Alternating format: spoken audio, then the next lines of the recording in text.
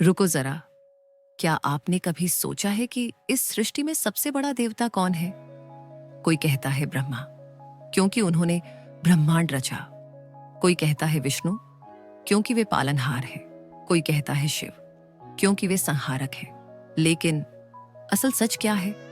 आज हम आपको ले चलेंगे एक ऐसी रहस्यमयी यात्रा पर जहां उजागर होगा वो उत्तर जिसे ऋषिमुनि भी जानने के लिए तपस्या करते रहे। यकीन मानिए, यह कहानी सुनने के बाद आपकी सोच बदल जाएगी और आप भी समझ जाएंगे कि कौन है असल में सबसे बड़ा देवता। बहुत समय पहले हिमालय की पवित्र गुफाओं में महान ऋषियों की सभा लगी। ये कोई साधारण सभा नहीं थी, बल्कि ऐसी सभा जहां ब्रह्मांड के रहस्यों पर विचार किया जाता था। वहां उपस्थित थे व्यास मुनि, नारद जी, अत्रि, वशिष्ठ और अनेक तपस्वी। विषय था, सबसे बड़ा देवता कौन है? व्यास मुनि ने प्रश्न उठाया। जब हम वेद पढ़ते हैं तो कहीं अग्नि को सर्वोच्च कहा गया है, कहीं इंद्र को, कहीं विष्णु को, कहीं रुद्र को। आखिर सत्य क्या है? भक्त किसे सबसे बड़ा माने? सभा में सन्नाटा छा गया। हर कोई अपने विचार कहने को तैयार था। सबसे पहले ब्रह्मा जी बोले, मैं ही सर्वोच्च हूं, क्योंकि मेरी शक्ति से यह सृष्टि बनी। मैंने आकाश, पृथ्वी, समुद्र, पर्वत, नदियां और जीवों को रचा। मेरे बिना यह ब्रह्मांड ही नहीं होता, इसलिए मैं ही सबसे बड़ा हूं। सभा में कुछ आर्ष सहमत हुए, लेकिन तभी नारद मुनि ने प्रश्न किया, हे पितामह, आपकी सृष्टि तब तक जीवित कैसे रहती है जब तक कोई उसका पालन करे? यदि पालन ना हो तो रचना कितने दिन टिकेगी? ब्रह्मा मौन हो गए। तभी विष्णु जी बोले, सृष्टि की रचना करना एक बार का कार्य है, लेकिन उसका पालन करना निरंतर कार्य है। मैं प्रत्येक जीव के जीवन में धड़कन की तरह हूं। मैं ही धरती को संतुलन में रखता हूं। मैं ही समय समय पर अवतार लेकर अधर्म का नाश करता हूं और धर्म की रक्षा करता हूं। यदि मैं न रहूं तो ब्रह्मा की सृष्टि एक क्षण भी टिक न सके। सभा में लोग प्रभावित हुए, लेकिन तभी एक आवाज गूंजी। महादेव प्रकट हुए। उनकी जटाओं से गंगा प्रवाहित हो रही थी। गले में नाग लिपटा था और आंखों में अलौकिक अग्नि थी। उन्होंने मुस्कुराकर कहा, सृष्टि और पालन तभी संभव है जब संहार हो। यदि मृत्यु न हो तो जीवन आगे कैसे बढ़ेगा? यदि पुराने वृक्ष न कटे तो नए पौधे कैसे उगेंगे? यदि पुराने शरीर न मिटे तो आत्मा का नया आवास कैसे बनेगा? मैं संहार करता हूं, लेकिन संहार अंत नहीं है। संहार ही नई सृष्टि की शुरुआत है। इसलिए मैं ही सबसे बड़ा हूं।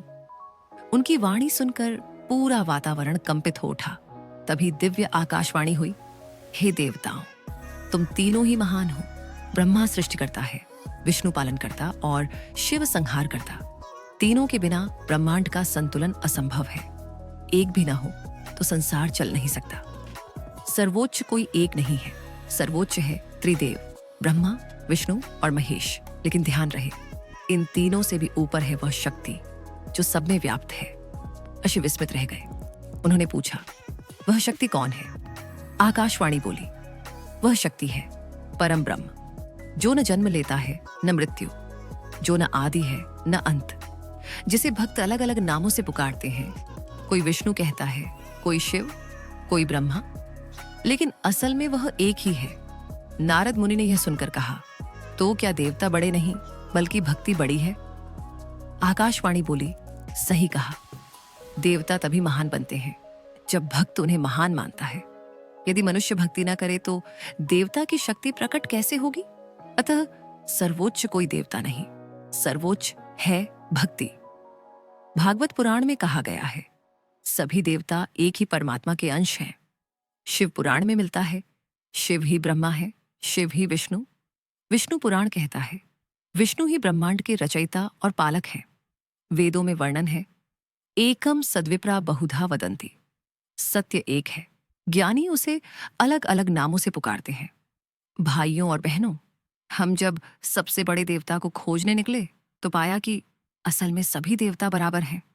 हर देवता की अपनी महिमा है, लेकिन सबसे बड़ी शक्ति है भक्ति, आस्था और सच्चा प्रेम। यदि आप दिल से भगवान को पुकारें, चाहे वह शिव हो, विष्णु हो, ब्रह्मा हो या मां दुर्गा, भगवान उसी रूप में प्रकट हो जाते हैं। तो मित्रों, यह रहस्य समझ लो, सर्वोच्च कोई देवता नहीं, सर्वोच्च है आपका विश्वास। अगर यह कहानी आपको प्रेरित करे तो इसे सिर्फ सुनकर न छोड़ें, अपने जीवन में अपनाइए। और हाँ, हमारे चैनल को सब्सक्राइब करना मत भूलिए, क्योंकि आगे भी हम आपके सामने लाएंगे ऐसे ही अद्भुत रहस्य जो आपके जीवन को बदल देंगे।